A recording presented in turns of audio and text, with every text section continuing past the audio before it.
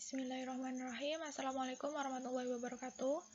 Nah, di video pembelajaran kali ini kita akan melanjutkan terkait dengan materi ilmu ekonomi.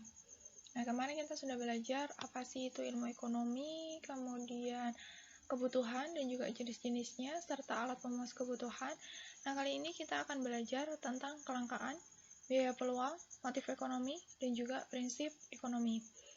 Tetap semangat belajar, dan semoga video pembelajaran ini bisa bermanfaat bagi kita semua. Nah, barang-barang banyak yang langka. Kata-kata langka biasanya sering sekali kita dengarkan terkait dalam pembahasan masalah ekonomi. Nah, sebenarnya kelangkaan itu apa sih? Jadi, kelangkaan itu adalah ketidakseimbangan antara kebutuhan dan juga alat pemuas kebutuhan. Kenapa sih kebutuhan dan alat pemuas kebutuhan bisa tidak seimbang? Karena kebutuhan manusia itu sifatnya tidak terbatas, jadi banyak sekali kebutuhan manusia. Tapi alat pemuas kebutuhannya, barang dan jasa yang digunakan untuk memenuhi kebutuhan, ini sifatnya terbatas, sehingga menjadikan timbulnya kelangkaan, tidak seimbang antara kebutuhan dan juga alat pemuas kebutuhan. Nah, selanjutnya, ini terkait dengan faktor penyebab kelangkaan. Jadi, kelangkaan itu bisa terjadi karena beberapa hal. Yang pertama adalah terbatasnya sumber daya alam yang tersedia. Jadi, sumber daya alam ini adalah alat pemuas kebutuhan. Sifat dari alat pemuas kebutuhan itu terbatas. Ketika sumber daya alamnya itu terbatas, maka akan menyebabkan terjadinya kelangkaan. Yang kedua, terbatasnya kemampuan manusia mengolah sumber daya alam yang ada. Jadi, keterbatasan manusia untuk mengolah sumber daya alam ini juga bisa menyebabkan kelangkaan. Karena nanti sumber daya alam yang tersedia akan sedikit sehingga tidak bisa memenuhi kebutuhan seluruh manusia. Kerusakan sumber daya alam akibat ulah manusia ini juga menyebabkan kebutuhan manusia tidak bisa terpenuhi sehingga menimbulkan kelangkaan. Yang selanjutnya, meningkatnya kebutuhan manusia yang cepat dibandingkan kemampuan manusia menghasilkan sumber-sumber baru. Jadi, kebutuhan manusia ini sangat banyak sekali, tidak terbatas. Sedangkan alat pemuas kebutuhannya ini terbatas. Dan kemampuan manusia untuk menghasilkan sumber-sumber baru ini tidak lebih cepat daripada peningkatan kebutuhan manusia. Kebutuhan manusia itu selalu bertambah hari demi hari, waktu demi waktu. Kemudian upaya mengatasi kelangkaan. Jadi, bagaimana sih agar tidak terjadi kelangkaan atau setidaknya kelangkaan itu bisa hadapi dengan baik sehingga kebutuhan manusia itu bisa tetap terpenuhi. Yang pertama adalah menyusun skala prioritas kebutuhan berdasarkan urutan kepentingan. Jadi, kita urutkan mana yang lebih penting, kebutuhan mana yang harus dipenuhi terlebih dahulu dengan menggunakan skala prioritas. Jadi, skala prioritas ini intinya adalah kita melihat terlebih dahulu atau menentukan terlebih dahulu mana kebutuhan yang dianggap lebih penting. Itu yang didahulukan. Yang kedua, berlaku arif dan bijaksana dalam memanfaatkan sumber daya. Kita harus menggunakan sumber daya alam yang tersedia itu dengan baik, jangan boros terhadap penggunaan sumber daya alam. Karena sumber daya alam yang tersedia ini sangat terbatas. Jadi, dengan penggunaan sumber daya alam yang baik, yang bijaksana, anak cucu kita nanti juga akan tetap bisa menikmati sumber daya alamnya yang ada di dunia ini untuk memenuhi kebutuhan. Yang ketiga, melakukan penghematan dalam menggunakan berbagai sumber daya yang ada. Jadi, agar tetap tersedia sumber daya alam yang ada sehingga kebutuhan manusia bisa tetap terpenuhi. Kemudian memproduksi barang-barang baru dengan alat produksi yang sudah ada. Tujuan dari memproduksi barang-barang baru ini agar alat pemuas kebutuhan yang ada di sekitar manusia ini lebih banyak, sehingga kebutuhannya bisa lebih mudah untuk terpenuhi. Dan yang kelima adalah meningkatkan sumber daya manusia dalam menggali dan memanfaatkan sumber daya yang ada. Jadi sumber daya manusia ini ditingkatkan skillnya, baik soft skill maupun hard skillnya, sehingga bisa mengolah sumber daya alam menjadi lebih baik dan alat pemuas kebutuhannya bisa lebih banyak sehingga bisa memenuhi kebutuhan dari seluruh masyarakat. Dan yang keenam adalah mengganti alat pemenuhan kebutuhan yang jumlahnya sedikit atau mahal. Jadi, kalau misalkan ada alat pemuas kebutuhan yang jumlahnya itu sudah sedikit atau bahkan harganya mahal, itu diganti dengan barang substitusi yang harganya lebih murah dan jumlahnya lebih banyak. Nah, kita akan membahas tentang biaya peluang. Jadi, biaya peluang adalah biaya yang muncul akibat memilih peluang terbaik dari beberapa alternatif yang ada. Contohnya pada kegiatan konsumsi. Jadi, Ahmad memiliki tawaran pekerjaan setelah lulus SMA. Tawaran pertama sebagai pramusaji di rumah makan dekat rumahnya dengan gaji 1.100.000. Tawaran yang kedua sebagai karyawan pabrik di kotanya dengan gaji 1.600.000. Berdasarkan pertimbangan ingin dekat dengan keluarga, Ahmad memilih bekerja sebagai pramusaji di rumah makan. Pilihan ini menghilangkan peluang Ahmad bekerja sebagai karyawan pabrik. Jadi, biaya pengorbanan atau biaya peluang Ahmad atas kasus ini itu adalah sebesar 1.600.000. Jadi yang dikorbankan oleh Ahmad itu sebesar 1.600.000 karena dia lebih memilih untuk bekerja sebagai pramusaji di rumah makan yang dekat dengan rumahnya yang gajinya 1.100.000. Jadi yang dikorbankan adalah kemungkinan dia untuk bisa bekerja di pabrik dengan gaji 1.600.000. Ini besar biaya peluangnya.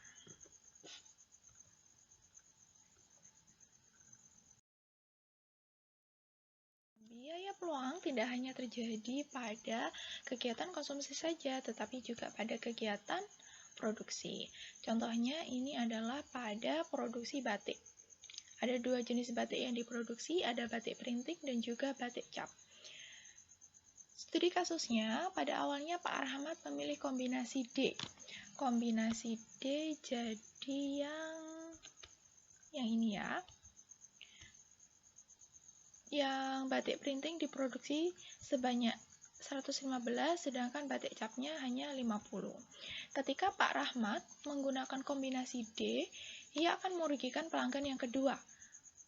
Pelanggan yang kedua karena yaitu pemesan batik cap karena hanya sedikit pesanan yang bisa dipenuhi. Jadi, ketika Pak Rahmat menggunakan kombinasi D ini yang bisa dipenuhi untuk batik capnya ini hanya sebesar 50 pesanan.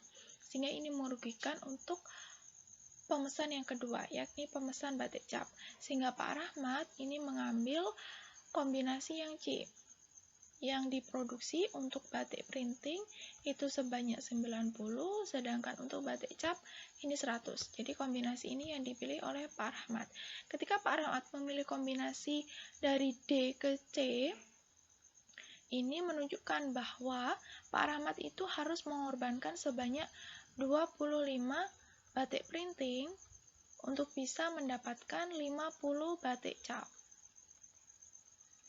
Maka biaya pengorbanan atau biaya peluang dari Pak Rahmat itu adalah sebesar 25. Jadi untuk batik printingnya yang dikorbankan adalah sebanyak 25 kan ya. Jadi 25 ini dikali dengan harga per kain batik printingnya sebesar 65.000, maka biaya peluangnya atau yang dikorbankan itu sebesar 1.625.000.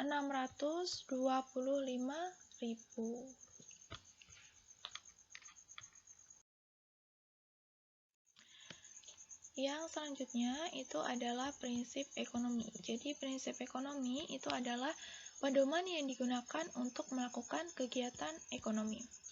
Ciri-ciri pelaku prinsip ekonomi yang pertama adalah memiliki skala prioritas.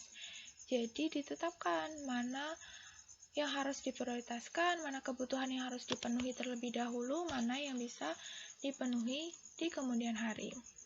Kemudian selalu bertindak rasional, dipertimbangkan keuntungan dan juga kerugiannya itu difikirkan. Terus bertindak dengan prinsip cost dan benefit. Jadi biayanya itu diperhitungkan. Kemudian benefit atau keuntungannya itu juga harus diperhitungkan dengan baik. Itu adalah salah satu ciri dari penerapan prinsip ekonomi. Kemudian bertindak secara ekonomi. Jadi dengan pengeluaran tertentu bisa mendapatkan keuntungan yang tertentu pula. Segala tindakan yang dilakukan itu berusaha untuk bisa mendapatkan keuntungan. Selalu bersikap hemat. Dalam menggunakan modal yang dimiliki atau uang yang dimiliki, itu hanya untuk hal-hal yang memang penting, tidak digunakan untuk foya-foya. Kemudian, terkait dengan penerapan prinsip ekonomi, secara umum, pelaku ekonomi itu kan ada produsen, kemudian ada distributor, dan juga ada konsumen. Yang pertama, prinsip ekonomi produsen, yakni menggunakan bahan mentah berkualitas tinggi dengan harga yang murah. Jadi harus menggunakan bahan yang berkualitas tinggi dan diusahakan yang harganya murah sehingga bisa menekan biaya produksi. Kemudian menyediakan barang dan jasa yang sesuai keinginan konsumen.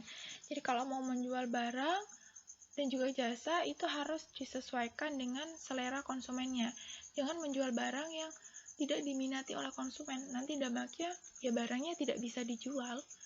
Kemudian menghasilkan barang dan jasa yang bermutu dengan kualitas bersaing. Barang yang diproduksi itu harus memiliki kualitas yang bermutu, sehingga bisa bersaing dengan produk yang diproduksi oleh produsen yang lain. Harus selalu hemat, jadi menggunakan modal yang dimiliki untuk membiayai biaya yang memang penting, jangan digunakan untuk kepentingan pribadi. Membuat analisis kebutuhan pasar. Jadi apa yang dibutuhkan oleh pasar? Konsumen sekarang lagi membutuhkan apa, sedang menginginkan model yang seperti apa, seleranya seperti apa, itu harus dianalisis. Sehingga nanti produk yang dihasilkan bisa laris di pasaran. Kemudian menentukan lokasi pabrik yang dekat. Diusahakan pabriknya itu berdekatan, sehingga nanti bisa berpengaruh ke biaya produksi untuk transportasinya lebih murah. Jadi nanti juga berdampak ke harganya, karena ketika biayanya tinggi, mengakibatkan harga jualnya juga akan tinggi, karena kalau harga jualnya itu murah, tidak bisa menutup biaya produksi. Berusaha untuk memperoleh laba yang besar, jadi diusahakan bisa menekan biaya produksinya, sehingga nanti laba yang diperoleh atau keuntungannya itu bisa besar. Prinsip ekonomi dari distributor. Yang pertama adalah memberi barang pada produsen yang tepat. Jadi harus membeli barang pada produsen yang tepat. Jangan sampai pada produsen yang tidak jelas, kemungkinannya bisa menipu. Itu nanti distributornya. Distributor ini kan penyalur barang dari produsen ke konsumen. Jadi harus benar-benar diperhitungkan bahwa distributor ini mengambil barang dari produsen yang tepat, sehingga tidak mengalami kerugian. Mengikuti selera konsumen, jadi keinginan konsumennya itu produk yang seperti apa, nah itu yang diambil dari produsen. Menyalurkan barang dengan tepat sasaran, waktu, dan tempat. Diusahakan menyalurkan barang dengan baik, sehingga baik produsen maupun konsumen itu sama-sama diuntungkan dan distributor bisa dipercaya oleh dua pihak ini. Meningkatkan mutu pelayanan, jadi mutu pelayanannya harus selalu ditingkatkan sehingga bisa memuaskan bagi seluruh konsumennya. Menggunakan sarana distribusi yang murah, jadi sarana distribusinya diusahakan yang murah agar keuntungan yang diperoleh bisa lebih besar. Prinsip ekonomi dari konsumen. Yang pertama adalah membuat daftar kebutuhan berdasarkan skala prioritas. Jadi seperti yang sudah dijelaskan dari tadi bahwa ketika kita melakukan kegiatan ekonomi, khususnya konsumen, itu terkait dengan pemenuhan kebutuhannya ini harus ditetapkan skala prioritas. Mana yang harus terlebih dahulu dipenuhi, mana yang bisa pemenuhannya ini ditunda terlebih dahulu. Membeli barang dengan terencana dan menawar. Jangan membeli ketika ke pasar membeli barang-barang yang sebenarnya tidak terencana, karena itu akan menguras isi dompet dan menyebabkan kerugian. Dan diusahakan kalau bisa menawar, sehingga biaya yang harus dikeluarkan atau pengeluaran yang harus dikeluarkan ini bisa diminimalisir. Menyesuaikan pengeluaran dengan pendapatan, jangan sampai pengeluaran lebih besar daripada pendapatan, karena bisa menyebabkan masalah-masalah terkait dengan kehidupan. Masalah keuangan nanti akan berdampak ke keluarga dan lain sebagainya. Kemudian memilih barang yang berkualitas bagus. Jadi kalau memilih barang itu diusahakan kualitasnya yang bagus. Meskipun diusahakan harganya yang murah, tapi juga tetap memikirkan kualitas. Mencari penghasilan tambahan. Kalau memang sudah ada pekerjaan utama dan masih bisa untuk bekerja mungkin freelance atau part-time, itu bisa diusahakan sehingga bisa mendapatkan penghasilan tambahan. Menabung untuk masa depan, ini adalah hal yang penting. Jadi, dari pendapatan yang diperoleh, jangan semuanya digunakan untuk konsumsi. Sisihkan sebagian untuk menabung. Nah, setelah prinsip, itu ada juga motif ekonomi.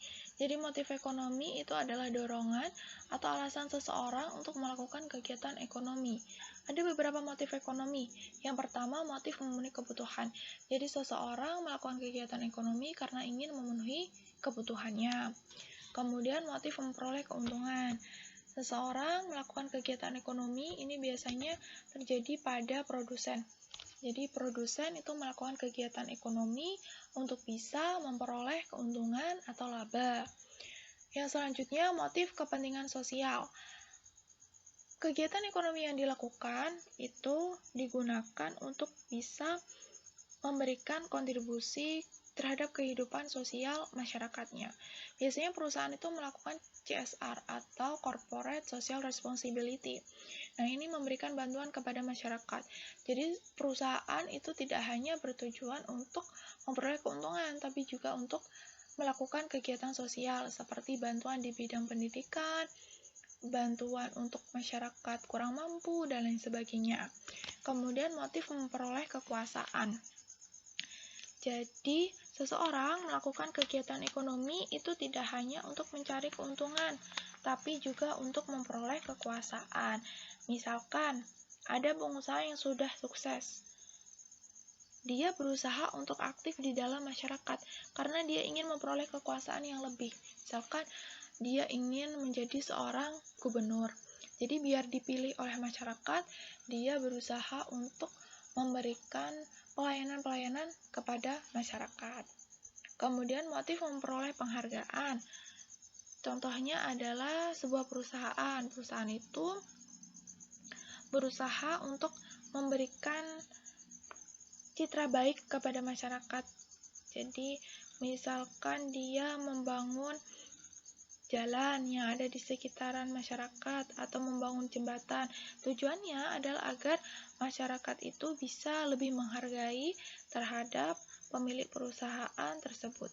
Jadi, perusahaan itu melakukan kegiatan ekonomi tidak hanya mencari keuntungan, tapi bisa saja ketika sudah sukses ya, bisa saja untuk mencari kekuasaan atau juga memperoleh penghargaan. Oke, sekian video pembelajaran kita hari ini. Terima kasih, tetap semangat untuk belajar. Wassalamualaikum warahmatullahi wabarakatuh.